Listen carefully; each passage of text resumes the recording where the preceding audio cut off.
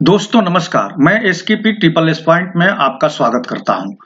आज इस वीडियो में मैं आपको बताऊंगा कि एलसीएम एचसीएफ का कॉन्सेप्ट क्या है और ये किस तरह की संख्याओं के लिए डिफाइंड हैं और इनकी प्रॉपर्टीज क्या है। प्रॉपर्टीज पर ही बेस्ड क्वेश्चंस पूछे जाते हैं। तो ये जब आप चीजें जानते रहेंगे प्रॉपर्टीज और वो किस तरह की संख्याओं के लिए डिफाइंड है और इसका मेन कॉन्सेप्ट क्या है, तो आपसे कोई भी क्वेश्चन बाकी नहीं रहेगा। तो चलिए आज हम लोग इसी पर बात करते हैं और उत्तर प्रदेश पुलिस के इस गणित के कोर्स में सिलेबस में ये वीडियो का पार्ट 6 है और ये बेस्ड है एचसीएफ और एलसीएम पर। तो चलिए हम लोग शुरू करते हैं। मौसप यानी इसको महत्तम समापवर्तक कहा जाता है और शार्ट में मौसप। और इस शब्द पर ध्यान दीजिए, समापवर्तक का एक अंग्रेजी होती है, हिंदी होती है गुणनखंड। ये भी ध्यान दीजिए, अंग्रेजी में इसे फैक्टर कहते हैं और फैक्टर्स को एक दूसरे नाम से भी जानते हैं, डिवाइजर्स। तो आप इन शब्दों पर ध्यान देते रहिए। अब मौसप की अंग्रेजी में इसको एचसीएफ कहते हैं, हाईएस्ट कॉमन फैक्टर्स। देखिए यहां पर फैक्टर्स आ गया। और इसे एक और नाम से जानते हैं जीसीडी, हाईएस्ट कॉमन डिवाइजर्स। मैंने कहा ना फैक्टर्स को डिवाइजर्स भी कहते हैं, इसलिए एक और नाम से इसे जानते हैं जीसीडी यानी हाईएस्ट कॉमन डिवाइजर। लसप यानी लघुत्तम समापवर्तीय। इस शब्द पर ध्यान दीजिएगा, समापवर्तीय। देखिए ये लास्ट में वर्त्य है, यहां पर है वर्तक। तो ज्यादातर लोग जो है दोनों को एक ही नाम से बुलाते हैं, महत्तम समापवर्तक, लघुत्तम समापवर्तक। जबकि महत्तम समापवर्तक है और लघुत्तम समापवर्त्य है, वर्त्य। तो ये शब्द पर ध्यान दीजिएगा। अंग्रेजी में इसे लीस्ट कॉमन मल्टीपल्स, मल्टीपल्स को अंग्रेजी हिंदी में गुणज कहते हैं, गुणज। ये गुणज क्या होते हैं भाई? जैसे मान लीजिए कि हम 1 से 10 तक के जो पहाड़ा पढ़ते हैं किसी भी संख्या का, तो मान लीजिए हमको 6 का पहाड़ा पढ़ना है, तो 6 का गुणा 1 में करेंगे तो 6, 6 का गुणा 2 में करेंगे तो 12, 6 का गुणा 3 में करेंगे तो 18। तो इस तरह से ये जो पहाड़ा हम लोग पढ़ते हैं, टेबल पढ़ते हैं, तो ये जो 6 के 6, 12, 18 हैं, इनको 6 के गुणज कहा जाता है। अंग्रेजी में इसे 6 के मल्टीपल्स कहेंगे।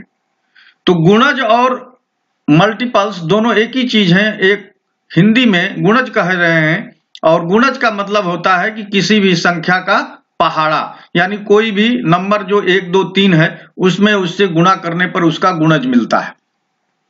तो यहां पर लिस्ट कॉमन मल्टीपल्स यानी हमको लघुत्तम समापवर्ती की हिंदी है। अब ये इसका अर्थ क्या होता है भाई, इसका क्या मतलब है? तो मतलब मैं आपको बताता हूं। तो मैं आपको मतलब इसका बता रहा हूं कि लसप और मौसप, या अंग्रेजी में एलसीएम और एचसीएफ, इसका मतलब क्या है, अर्थ क्या है? तो पहले हम लोग एचसीएफ की बात करते हैं।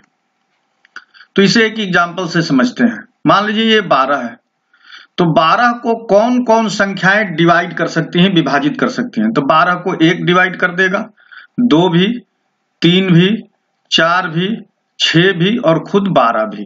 तो 12 को इतनी संख्याएं डिवाइड कर दी। अब एक दूसरी संख्या लेते हैं 18, और 18 को देखते हैं कि कौन कौन संख्या डिवाइड करती है। भाई 18 को 1 डिवाइड कर देगा, 2, 3 भी डिवाइड कर देगा, 6 भी डिवाइड कर देगा, 9 भी और खुद 18 भी।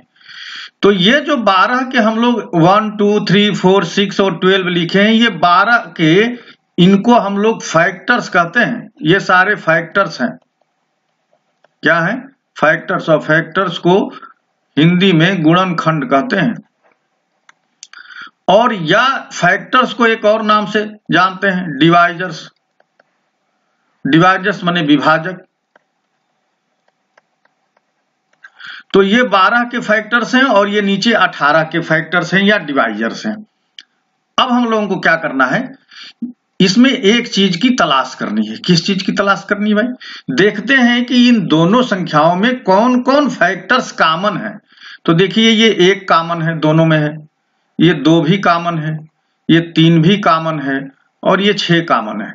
इतने संख्याएं, इतने फैक्टर्स इसके कॉमन है। तो कॉमन तो कई हो गए, 6 हो गया, 3 हो गया, 2 हो गया और 1 हो गया। अब हमको जो सबसे बड़ा फैक्टर्स कॉमन है उनकी बात करनी है। क्यों? क्योंकि महत्तम समापवर्तक यानी वो फैक्टर्स लेने हैं जो महत्तम हैं, जो सबसे बड़े हैं और वो कॉमन हैं। इसीलिए अंग्रेजी में इसे बोलते हैं हाईएस्ट। हाईएस्ट माने सबसे बड़ा, कॉमन माने कॉमन और फैक्टर्स, फैक्टर्स माने गुणनखंड। तो जो सबसे हाईएस्ट कॉमन फैक्टर हैं उन्हीं को लिया जाना है। तो हाईएस्ट कॉमन फैक्टर क्या है? 6 है, क्योंकि 3, 2 और 1 ये तो छोटे कॉमन फैक्टर हैं। इनमें सबसे बड़ा फैक्टर्स जो दोनों संख्याओं में है वो कॉमन क्या है? तो 6 है। तो इसका HCF या मॉस ऑफ क्या आ गया? इसका मॉस ऑफ हो गया 6। 12 और 18 का मॉस ऑफ हो गया 6। अब मान लीजिए ये तो छोटी संख्या थी तो हम लोग ऐसे लिख लिए, लेकिन अगर बड़ी संख्या होती है तो उसका मौसा प कैसे निकालते हैं? तो मौसा प निकालने की कई विधियां हैं। एक विधि यह है अभाज्य गुणनखंड मेथड। तो अभाज्य गुणनखंड क्या है भाई? 12 को हम लोग अभाज्य संख्याओं के गुणनखंड के रूप में लिखेंगे। अभाज्य संख्याएं देखिए 2 से शुरू होती हैं, 2, 3, 5, 7, 11, 13 और इस तरह से आगे चलती हैं। तो हम लोगों को 12 को अभाज्य संख्याओं के प्रोडक्ट के रूप में बताना है। तो देखिए 2 गुणे 2 गुणे 3, 2 दूने 4 तिहाई 12 और 2 और 3 देखिए अभाज्य संख्याएं। तो इसको हम लोग लिख लेंगे 2 के पावर 2 गुणे 3 के पावर 1। इसी तरह से 18 के अभाज्य फैक्टर्स यानी प्राइम फैक्टर्स लिख लेंगे। तो 2 गुणे 3 गुणे 3, 2 तिहाई 6 3 18 यानी 2 के पावर 1 गुणे 3 के पावर 2। अब जब इस रूप में होगा तब HCF कैसे लिखेंगे? तो HCF लिखने के लिए सबसे पहला काम क्या करते हैं कि इन दोनों अभाज्य गुणनखंडों में जो जो अभाज्य संख्याएं कॉमन हैं उनको हम लोग लिख लेते हैं। तो देखिए दोनों में 2 है और दोनों में 3 है, तो हम लोगों ने कॉमन लिख लिया पहले। तो 2 और 3 दोनों में कॉमन है। अब दूसरे स्टेप में क्या करते हैं? दूसरे स्टेप में हम लोगों को इनका सबसे छोटा पावर लिखना है। तो 2 का सबसे छोटा पावर 1 है और 2 का सबसे बड़ा पावर 2 है। तो हमको 2 का सबसे छोटा पावर दोनों में लिखना है। तो दोनों में 2 का सबसे छोटा पावर 1 है। इसी तरह से 3 का सबसे छोटा पावर लिखना है, छोटी घात लिखनी है, क्योंकि 3 की सबसे बड़ी घात तो 2 है लेकिन हमको छोटी घात लिखनी है। तो दोनों में देखेंगे तो 3 का सबसे छोटी घात 1 है, तो 3 के पावर 1 हो गया। अब ये 2 के पावर 1 का मतलब 2 होता है, 3 के पावर 1 का मतलब 3 होता है। तो 2 तिहाई 6, इसका देखिए हाईएस्ट कॉमन फैक्टर 6 आ गया और यहां भी हम लोग 6 निकाल चुके हैं। तो ये एक अभाज्य गुणनखंड विधि है जो HCF निकालने के काम आती है। एक और विधि मैं आपको बताता हूं। देखिए एक और विधि क्या है कि 12 और 18 का हमको HCF निकालना है। तो इनका आपस का डिफरेंस ले लेते हैं, अंतर ले लेते हैं। तो इनका अंतर देखिए क्या आ गया भाई? 18 में से 12 घटाएंगे तो 6 आएगा। अब 6 से इसे डिवाइड करते हैं, तो 6 से 12 भी डिवाइड हो गया, 6 से 18 भी डिवाइड हो गया, तो इनका HCF 6 होगा। एक तो ये भी विधि है, इसको डिफरेंस मेथड बोलते हैं। अगर मान लीजिए 6 से नहीं डिवाइड होता तो 6 का अगला फैक्टर लेते, माने 6 से कम वाला फैक्टर। तो 6 से कम 6 का फैक्टर 3 है, 2 है और 1 है, तो 1 का कोई मतलब नहीं है। तो अगर 6 से नहीं डिवाइड होता तब हम लोग 3 से देखते, अगर 3 से भी ये डिवाइड नहीं होता तब हम लोग 2 से देखते। लेकिन हाईएस्ट देखना है इसलिए 6 से हम लोग पहले चेक करेंगे, उसके बाद 3 से, फिर 2 से और इस तरह से हम लोग आगे भी बढ़ते जाएंगे। तो ये 2-3 मेथड मैंने आपको बताया जो HCF निकालने के हैं, और मेथड हम लोग क्वेश्चंस में डिस्कस करेंगे। ये 3 मेथड बहुत इंपॉर्टेंट हैं। अब हम लोग चलते हैं LCM पर बात करते हैं, यानी लिस्ट कॉमन मल्टीपल क्या होता है। तो लॉस ऑफ प पर बात अब होने जा रही है। लॉस ऑफ प यानी इसको हम लोग बोलते हैं लिस्ट कॉमन मल्टीपल। यहां भी हम 12 और 18 की ही बात करेंगे। तो 12 का पहाड़ा हम लोग पढ़ेंगे। तो 12 एकम 12, 12 दूनी 24, 12 तिहाई 36, 12 चौक 48, 12 पच 60, 12 छक 72, 12 सते 84, 12 आठे 96, 12 नवा 18 से, 12 दहाम में 120 और आगे तक हम लोग चलते हैं। फिर 18 का पहाड़ा पढ़ेंगे। 18 का देखिए, 18 एकम 18, 18 दूना 36, 18 तिया 54, 18 तिया 54, 18 चौक 72, 18 पचे 90, 18 छक 18 से, 18 आठ 44 से, 18 नवा 62 से, 18 दहाम में 180 और आगे तक चलेंगे। अब क्या करना है भाई, अब हम लोग ये चेक करेंगे कि ये जो हम लोग 12 और 18 के लिखे हैं, इन्हीं को हम लोग मल्टीपल्स कहते हैं। क्या कहते हैं? मल्टीपल्स। इनको हम लोग मल्टीपल्स कहते हैं और हिंदी में इन्हें गुणज कहते हैं। तो 12 और 18 के हमने यहां गुणज लिख लिए। अब इन गुणजों में देखते हैं कि कॉमन कौन गुणज है। तो देखिए, एक गुणज हमको मिल गया जो कॉमन है, वो है 36। इसके बाद फिर देखते हैं कॉमन, तो एक दूसरा गुणज मिल गया, ये है 72। फिर एक तीसरा गुणज मिल गया और ये है 108 और आगे हमको बहुत ढेर सारे गुणज जो कॉमन है वो मिलते जाएंगे। तो गुणज तो कॉमन अनंत मिलेंगे। जैसे ये आगे हम लोग जैसे ही इनके टेबल्स पढ़ते जाएंगे, हमको गुणज और भी मिलते जाएंगे बड़े बड़े। तो हमको कौन सा गुणज चाहिए? तो हमको सबसे छोटा गुणज चाहिए। लिस्ट माने छोटा, या लिस्ट को लोअर भी हम लोग कह सकते हैं, या हम लोग लोवेस्ट भी कह सकते हैं, या हिंदी में इसे देखिए लघुत्तम कहते हैं। लघुत्तम का मतलब सबसे छोटा। तो सबसे छोटा लिस्ट कॉमन मल्टीपल, ये जो मल्टीपल्स हैं इनमें से सबसे छोटा कॉमन क्या है? तो सबसे छोटा कॉमन मल्टीपल है 36। तो इसका लॉस ऑफ क्या आ गया? लॉस ऑफ आ गया 36। अब हम लोग अब बड़ी बड़ी संख्या दी रहेगी तो इस तरह से करके निकालेंगे तो बड़ा टाइम लगेगा, ये तो समझने के लिए है। तो इसको भी लिस्ट कॉमन मल्टीपल को भी समझने के लिए हम लोग प्राइम फैक्टराइजेशन मेथड का यूज करेंगे। तो देखिए 18 को और 12 को हम लोग देखिए 2 के पावर 2 इंटू 3 के पावर 1 लिखे थे और 18 को 2 के पावर 1 गुणे 3 के पावर 2 लिखे थे। अब इनका एलसीएम क्या नहीं होगा? एलसीएम निकालने के लिए क्या करेंगे कि जितने प्राइम नंबर यूज हुए हैं, यूज उनको लिख लेंगे।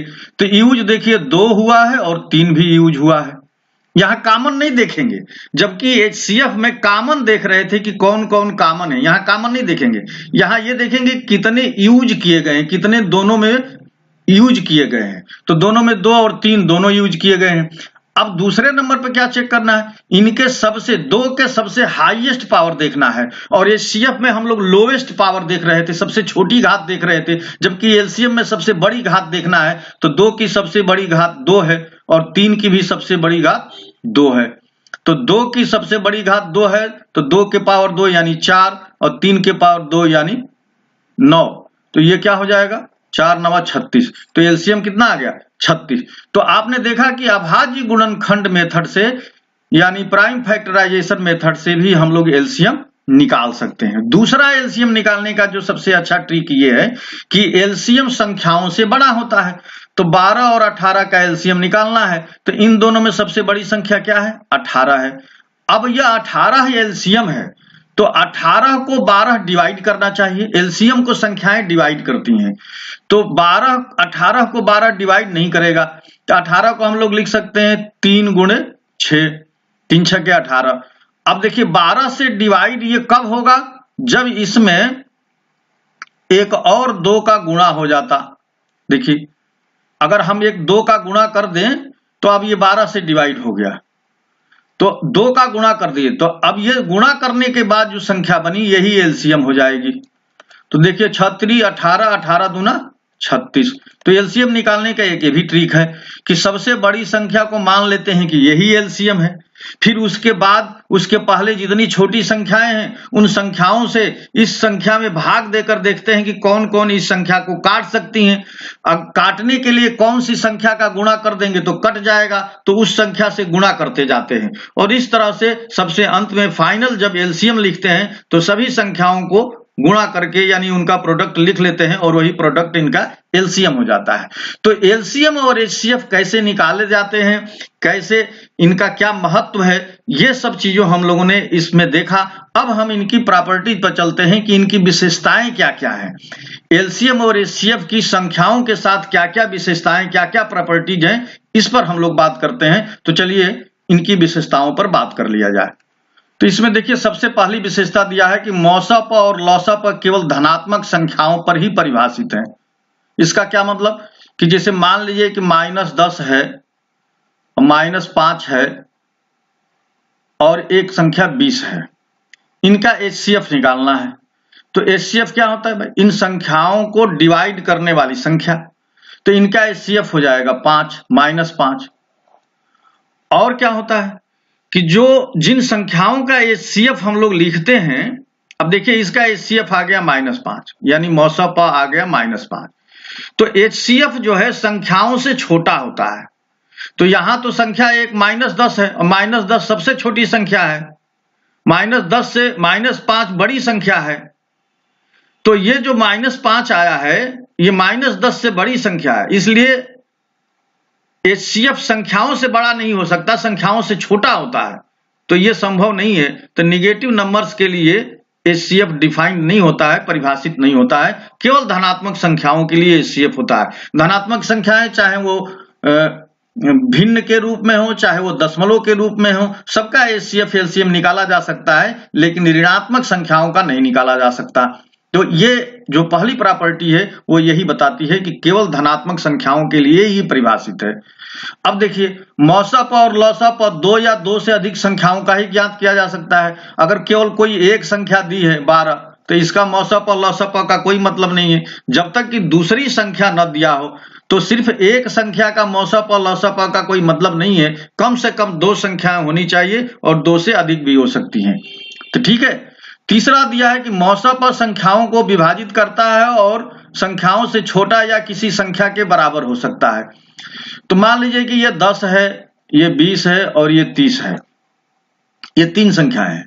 तो इनका एचसीएफ यानी मॉसअप क्या होगा, ऐसी संख्या हम लोग खोजते हैं जो इन तीनों को डिवाइड कर सके, वो सबसे बड़ी संख्या हो। तो तीनों को डिवाइड करने के लिए देखिए 2 से भी डिवाइड हो जाएगा, 5 से भी डिवाइड हो जाएगा, लेकिन एचसीएफ क्या होता है, सबसे बड़ी संख्या जो इन तीनों को डिवाइड करे। तो सबसे बड़ी संख्या 10 है, जो 10 10 को डिवाइड करेगा, 10 20 को भी डिवाइड करेगा और 10 30 को भी डिवाइड करेगा। तो इस तीसरे नंबर में यह कह रहा है कि एचसीएफ जो होता है वो इन संख्याओं से छोटा होता है और किसी संख्या के बराबर भी हो सकता है। तो देखिए इसका एचसीएफ यानी मॉसअप 10 आ गया। 10 इस संख्या 10 के बराबर है और 20 और 30 से छोटा है। लेकिन अगर हम लोग ये कहें कि 6, 12 और 14 इनका एचसीएफ क्या होगा, तो ऐसी संख्या खोजी जाएगी जो इन तीनों को डिवाइड कर सके। तो ऐसी संख्या मिलेगी 2 से ही 6 भी डिवाइड होगा, 12 भी और 14 भी। अगर मान लीजिए कि ये 14 नहीं रहता तब इसका एचसीएफ 6 हो जाता, लेकिन 14 के रहने से इसका एचसीएफ 2 होगा। 2 6 को भी डिवाइड करेगा, 2 12 को भी डिवाइड करेगा और 2 14 को भी डिवाइड करेगा। तो 2 जो है संख्याओं से छोटा है, यानी एचसीएफ जो होता है, एचसीएफ संख्याओं से छोटा होता है। 6 से भी छोटा है, 12 से भी छोटा है और 14 से भी छोटा है। तो मॉसअप जिन संख्याओं का निकाला जाता है, मॉसअप उन संख्याओं से छोटा होता है। यही बात प्रॉपर्टी नंबर 3 में कही जा रही है। अब चलते हैं प्रॉपर्टी नंबर 4 की बात करते हैं। प्रॉपर्टी नंबर 4 में कह रहा है कि लॉसअप को संख्याएं विभाजित करती हैं और वो संख्याओं से बड़ा या किसी संख्या के बराबर हो सकता है। तो हम लोगों ने देखा था कि 12 और 18 का जो लॉसअप था या एलसीएम था वो आ गया था 36। तो देखिए 36 को 12 भी डिवाइड करेगा और 18 भी डिवाइड करेगा। तो एलसीएम को संख्याएं डिवाइड करती हैं। तो यहां पर 12 और 18 को 36 डिवाइड कर रहा है। अब कह रहा है कि वो एलसीएम किसी संख्या के बराबर भी हो सकता है। तो देखिए 10, 20 और ये है 40 मान लीजिए, ले लिए 10, 20 और 40। तो इनका जो एलसीएम हो जाएगा वो हो जाएगा 40। तो 40 को 10 भी डिवाइड करेगा, 20 भी डिवाइड करेगा और 40 खुद डिवाइड करेगा। तो देखिए एलसीएम जो है एक संख्या के बराबर हो गया। जबकि वो संख्याओं से बड़ा होता है। लेकिन इस केस में एलसीएम एक संख्या के बराबर भी हो गया। इसलिए ये जो प्रॉपर्टी 4 है इसमें यही बात कही जा रही है कि संख्याओं से बड़ा होता है या किसी संख्या के बराबर भी हो सकता है, या किसी संख्या के बराबर भी हो सकता है एलसीएम, जैसा कि इस केस में दिख रहा है। अब चलते हैं प्रॉपर्टी नंबर 5 पर। प्रॉपर्टी नंबर 5 बहुत ही इंपॉर्टेंट है, आप खुद देख रहे हैं कि जो एचसीएफ एलसीएम होता है वो संख्याओं के साथ उसका क्या रिलेशन है। तो देखिए ये 12 और 18, ये दो संख्या हमने लिया था, तो 12 और 18 का एचसीएफ आ गया था 6 और एलसीएम आ गया था 36। तो आप देखिए ये 12 और 18, तो एलसीएम इनसे बड़ा है, देखिए 36 बड़ा है और एचसीएफ इनसे छोटा है। तो ये जो प्रॉपर्टी है कि एलसीएम और एचसीएफ और संख्या के बीच में संख्याएं एलसीएम से छोटी होती हैं, ये एलसीएम है, और संख्याएं एचसीएफ से बड़ी होती हैं, ये एचसीएफ है। तो यहां पर आप देख रहे हैं कि ये 6 एचसीएफ है यानी मौसा प है और 36 एलसीएम है, और बीच में ये जो है ये नंबर्स दिए गए हैं यानी संख्याएं हैं। तो जो संख्याएं होती हैं वो एलसीएम से छोटी होती हैं और एचसीएफ से बड़ी होती हैं, ये प्रॉपर्टी नंबर 6 में दिया गया है। अब देखिए एक और जबरदस्त प्रॉपर्टी है कि जो एचसीएफ होता है या जो मौसा प होता है जिन संख्याओं का, उन संख्याओं के एलसीएम को डिवाइड करता है। तो देखिए 12 और 18 का मौसा प आ गया 6 और 12 और 18 का एलसीएम आ गया 36। तो ये जो एचसीएफ है इस एलसीएम को डिवाइड करेगा, देखिए ये 6 बार में ये कट जाता है। तो ये प्रॉपर्टी 7 जो है यही बताती है कि एचसीएफ और एचसीएफ जो है एलसीएम को डिवाइड करता है। प्रॉपर्टी नंबर 8 देखिए, यहां पर दिया है कि दो संख्याओं का गुणनफल उनके मौसा प और लौसा प के गुणनफल के बराबर होता है। ये बड़ा इंपॉर्टेंट है, लेकिन इसका उल्टा सही नहीं है कि अगर दो संख्याओं का गुणनफल किसी नंबर के बराबर है तो वो नंबर एचसीएफ एलसीएम के रूप में ही देखे जा सकते हैं। तो इसको अब मैं आपको एग्जांपल से दिखाता हूं। तो यहां पर हम आपको एग्जांपल से दिखाते हैं कि अगर दो संख्याओं का ये जो गुणनफल है n1 n2 ये 144 दिया है, यदि एलसीएम दे दे 9 तो एचसीएफ कितना होगा, एचसीएफ निकालिए। यदि एलसीएम 9 है, यदि एलसीएम इसका 9 है तो एचसीएफ क्या होगा। तो आप तो ये फार्मूला लगा देंगे भाई कि n1 गुणे n2 बराबर एचसीएफ गुणे एलसीएम। तो ये n1 n2 दिया है 144, एचसीएफ आपको निकालना है और एलसीएम दिया है 9। तो 9 से ये 16 बार में कट गया, तो एचसीएफ आ गया 16। अब देखिए एचसीएफ 16 आ गया और एलसीएम दिया है 9।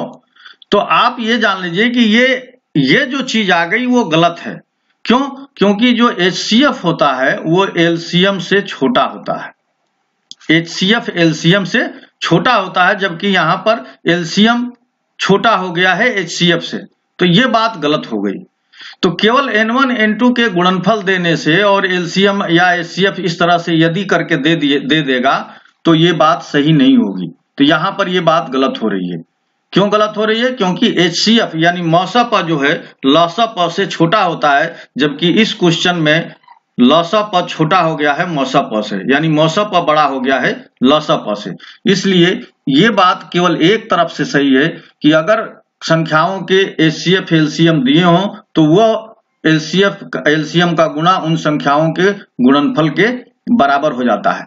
और दूसरी चीज इसमें यह देखनी है कि ये केवल दो संख्याओं के लिए ही काम करता है, दो से अधिक संख्याएं हो जाएंगी तो ये काम नहीं करेगा। देखिए प्रॉपर्टी नंबर 9 में है कि दो संख्याओं का योग तथा उन संख्याओं के लौसा प का मौसा प वही होता है जो उन संख्याओं के मौसा प के बराबर होता है। तो यहां पर जो बात कही जा रही है हम लोग एग्जाम्पल से इसे समझ सकते हैं। तो दो संख्याएं हमने 12 और 18 ले लिया है, इनका एलसीएम भी हम लोग जानते हैं कि इनका एलसीएम 36 होता है।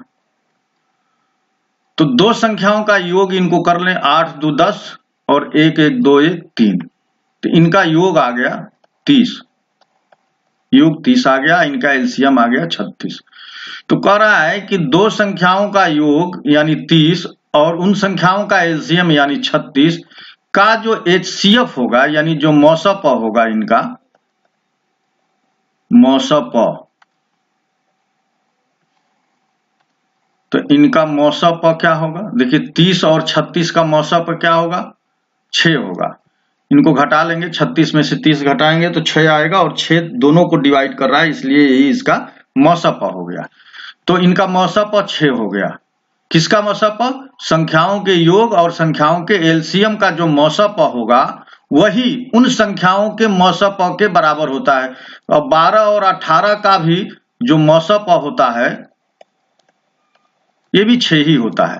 तो आपने देखा कि संख्याओं के योग का और उन संख्याओं के एलसीएम का जो मौसप है, यानी जो HCF है, वो वही होता है जो उन संख्याओं का HCF होता है। तो दोनों HCF देखिए सेम आ गया। यही बात इस प्रॉपर्टी नंबर 9 में कही जा रही है। प्रॉपर्टी नंबर 10 देखिए, यदि दो संख्याओं का अनुपात और मौसप दिया हो तो संख्याओं को दिए गए अनुपात में मौसप का गुणा करके प्राप्त किया जा सकता है।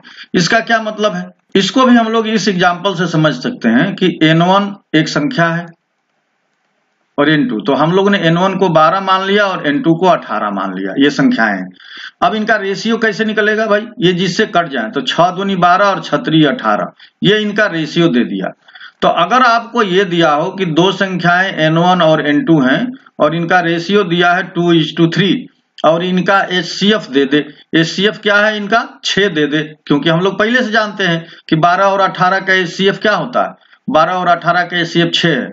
तो दो संख्याओं का अनुपात दे दे, 2 संबंधी 3, और उनका HCF दे दे, तो क्या करेंगे? इस 6 का 2 में गुणा करके और इस 6 का 3 में गुणा करके इन संख्याओं को पा सकते हैं। 6 का 2 में गुणा करेंगे तो 12 मिल जाएगा, 6 का 3 में गुणा करेंगे तो 18 मिल जाएगा।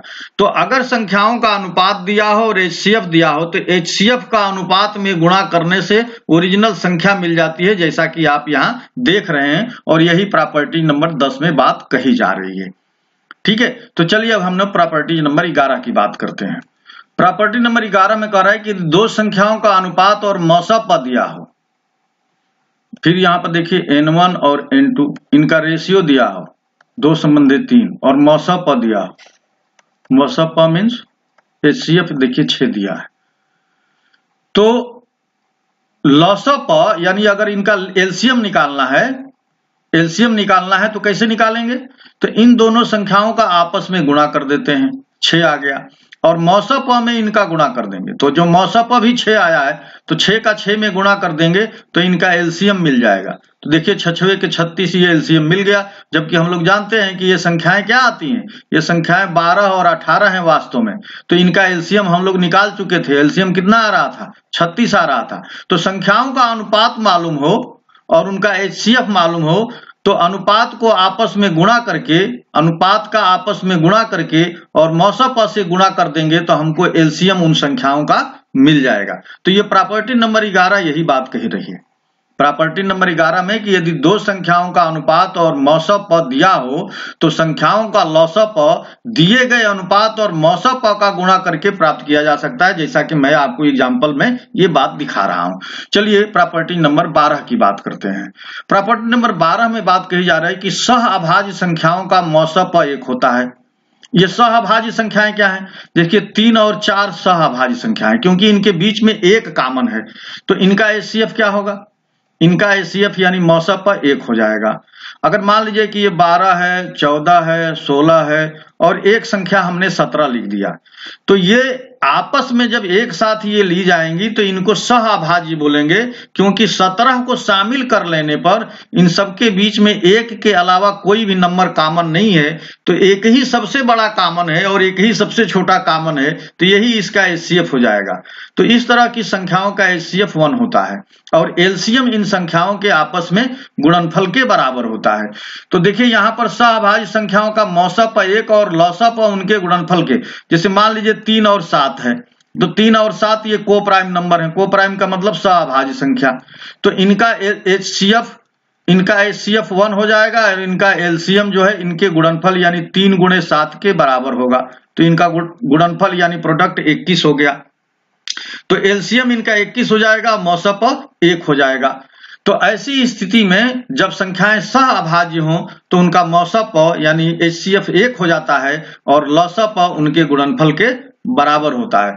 चलिए अब हम लोग प्रॉपर्टी नंबर 13 की बात करते हैं।